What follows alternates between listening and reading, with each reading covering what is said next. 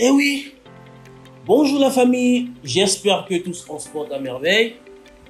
Nous voilà devant vous pour une toute nouvelle vidéo. Perdre son iPhone reste très chiant, mais perdre encore ses données en est beaucoup plus. Si vos données iCloud, notamment vos photos et vidéos, les données WhatsApp sont très importantes pour vous, il est donc impératif que vous fassiez ce qu'on appelle une sauvegarde en ligne, notamment la sauvegarde iCloud. Cette méthode reste beaucoup plus courante aujourd'hui, mais reste très peu pratique à cause de la capacité infime de 5 Go qu'offre gratuitement Apple pour cette sauvegarde. Alors dans cette vidéo, il s'agira de vous faire part de quelques applications alternatives parmi tant d'autres qui vous permettront de mieux gérer vos données en vue de sauvegarde en ligne effective. Et tout ceci totalement gratuit. Mais avant de rentrer dans le vif du sujet, je tiens à remercier la famille DistroShop, ceux qui sont là de près ou de loin, pour nous soutenir à travers les likes et partages. Si vous n'êtes pas encore abonné à cette chaîne YouTube, n'hésitez pas, c'est le moment de vous abonner en lâchant d'un pouce bleu, en activant la cloche de notification pour ne rien rater comme information. Tout ceci pour nous soutenir, c'est toujours sympa de le savoir. Alors, qu'est-ce que iCloud? iCloud est un service de sauvegarde en ligne qui vous donne droit à une sauvegarde jusqu'à 5 Go octet, ce qui diffère de votre capacité de stockage sur votre téléphone. La mémoire iCloud a une mémoire de sauvegarde en ligne, comme on l'a dit. La capacité de stockage sur votre téléphone, c'est une mémoire ROM qui est là sur votre téléphone, qui n'a rien à voir avec votre mémoire iCloud. Alors, beaucoup me posent souvent ce problème. Adam, j'ai pourtant 64 Go ou 128 Go de mémoire interne dans mon téléphone, mais mon iPhone me met espace saturé sur les réglages. Généralement, c'est là-bas. Et donc, sachez que la mémoire saturée dont parle votre iPhone, ce n'est pas la mémoire de votre téléphone. Il vous parle plutôt de la mémoire iCloud qui est pleine. Puisque au fur et à mesure que vous stockez dans votre téléphone, la synchronisation se fait directement dans votre compte iCloud.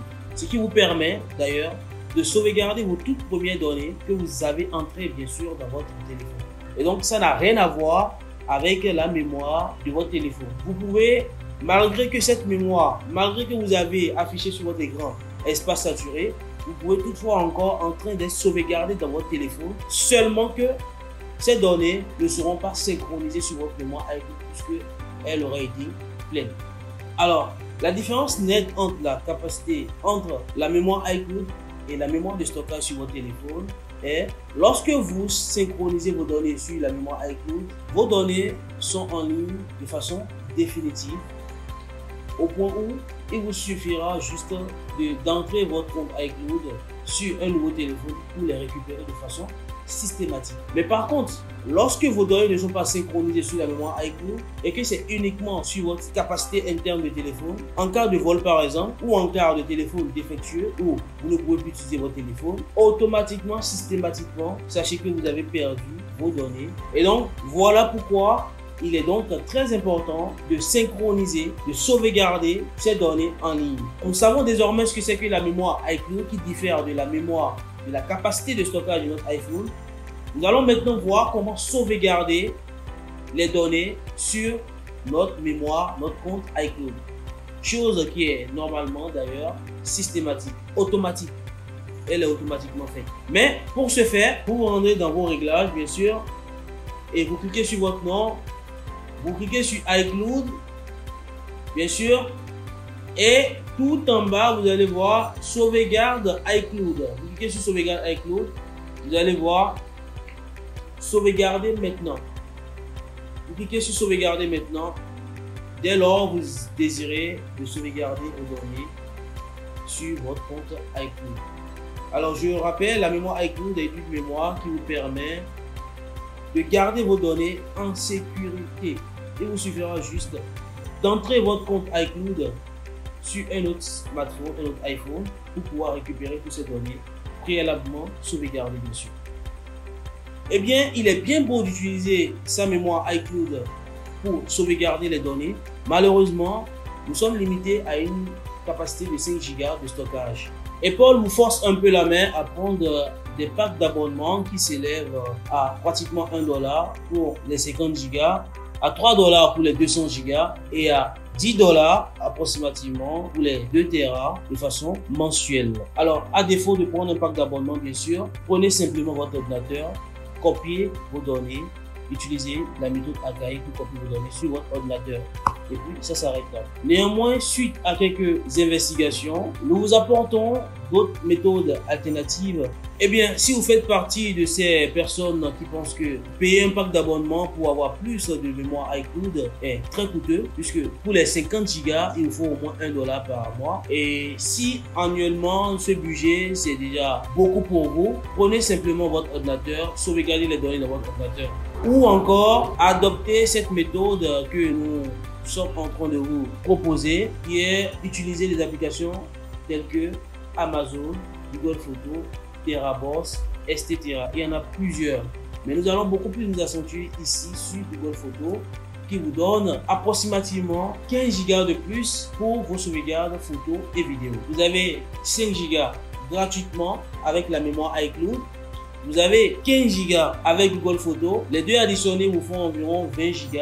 Vous gagnez 15 Go de mémoire gratuitement avec Google Photos.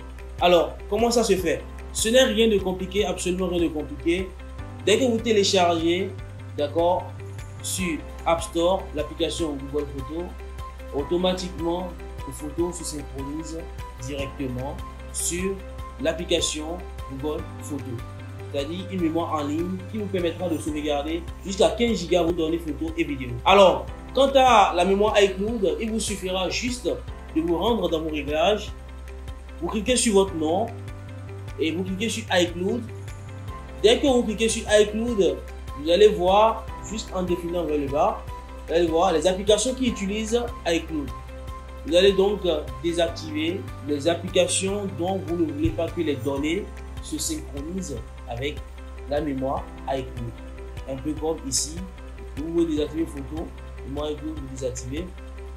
Là, comme ça, vous arrivez à gérer un peu la mémoire iCloud qui est assez infime d'ailleurs, qui nécessite d'être gérée, bien sûr.